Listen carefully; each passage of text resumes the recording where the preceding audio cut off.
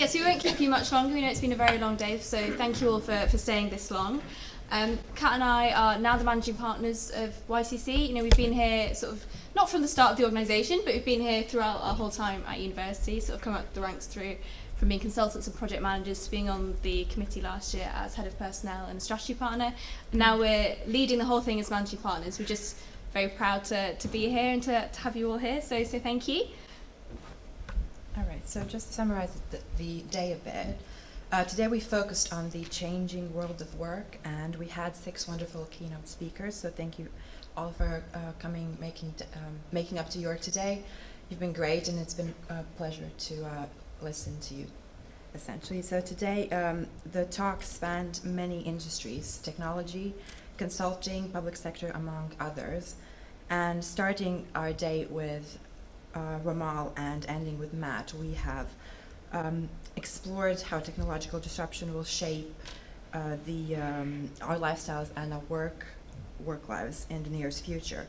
We considered the importance of work-life diversity through the insightful talk of Charlotte, and similarly Ben made us think about what we can do to facilitate these conversations around mental health, both in our day-to-day lives as well as at work.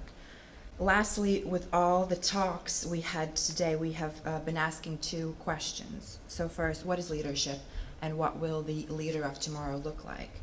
So I would like to borrow 2 points from Amanda's talk earlier. A great place to start is to first of all look at who am I, what are my values, and knowing yourself, as well as knowing the people around you. That is your colleagues and the people that work for you. And adding to that, I would like to echo Rosie, that you should never stop learning, because as times are changing, so are the times are changing, and it's happening fast. So you just need to embrace the challenges and learn as much as you can, really. So as well as our wonderful keynote speakers, we're really glad that so many of you participated in our interactive workshops, and we're really pleased that everyone was so engaged in them. We saw really great engagement in all of our workshops. So hopefully you've had, we tried doing this conference to give you sort of a broad overview into lots of very interesting areas in consulting, how the different industries or sort of sub-industries interact with one another, where there's crossover, where things differ, and different types of companies to try and get you to learn what you're interested in, what suits you, and what could sort of suit the future you see for yourself. So as YCC, as York Community Consulting, we ran an introduction to management consulting workshop to try and give you sort of an insight into the frameworks and tools we use to help sort of structure your thinking to deal with some of the problems we've been discussing today. Whether that's bringing technology in or focusing more on the people side, ultimately you need to sort of identify that problem and to find out how to solve it. We also learned a lot about agility, how to be a sort of agile workforce and an agile company from Capco, which is really, really interesting. And how to be resilient, because there's so much sort of technology out there, which is brilliant, but how do you deal with that? How do you deal with all the pressures that brings? Earlier we were talking about emailing late at night, because you can. Does that mean you should? You've got to think about the ethics of these things and how to deal with these sort of different pressures that we have in our workforce today. We also heard from Adam, who was chairing our panel debate earlier, sort of how to visualize your data with Tableau, so how to use software to sort of bring insights out of your data. It's great having a brilliant, huge data set, but unless you can come out with a recommendation that's useful to the client, that helps solve a problem, that's not useful. So that's another piece of software that industry uses to try and to bring out useful insights. We learned a lot from Rosie in the Government Digital Service about how to consider user design. So essentially the value of people and what people need and that comes back to identifying the problem that you're trying to solve. So that applies to sort of whatever industry you go into, and even if that's not specifically consulting, ultimately business is just solving problems, and that's likely what a lot of you will be doing in your day-to-day lives apart from just in work. We've also heard from Sean about how to, at Challenges Worldwide, about how to sort of bridge that skills gap, and about sort of more emerging economies as well, not just the developed UK sort of landscape that we see at the moment. So hopefully that's just a little overview of the workshops, because we know that you couldn't attend all of them as much as I would have liked to. And we're really grateful to see how all the how all the different areas interact in the panel debate. So thank you for all participating in that as well.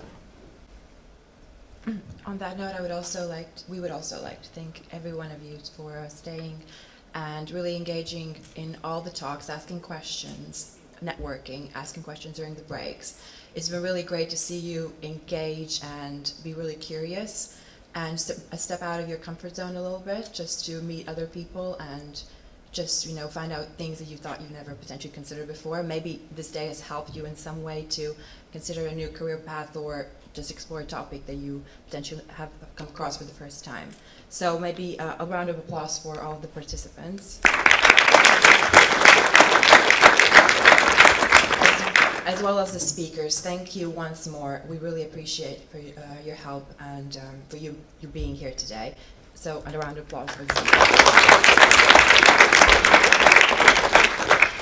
On the participating note, you've been engaging really well throughout all the networking sessions so far. We've got another networking session now, so just thought I'd give you some sort of tips to think about there, because I think these professional networks that you can develop are really invaluable. So if I made the most of my networks, we wouldn't have some of our speakers here today. So I was lucky enough to go out on an international citizen service placement a couple of summers ago, and there I met Rosie in Rwanda, bring her back, which we did with Challenges Worldwide, which is how I met Sean and brought Chartered Management Institute certificate qualifications to YCC, so it's a sort of professional qualification you can get through us, and it's another area you can sort of develop through our sort of system.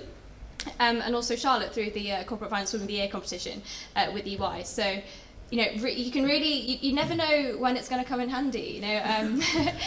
So, you know, in Rwanda, Rosie was essentially my sort of counsellor, I suppose. You know, so it's gone from talking about personal issues to do with, I don't know, how to have a shower in Rwanda, to now with running, you know, a professional conference.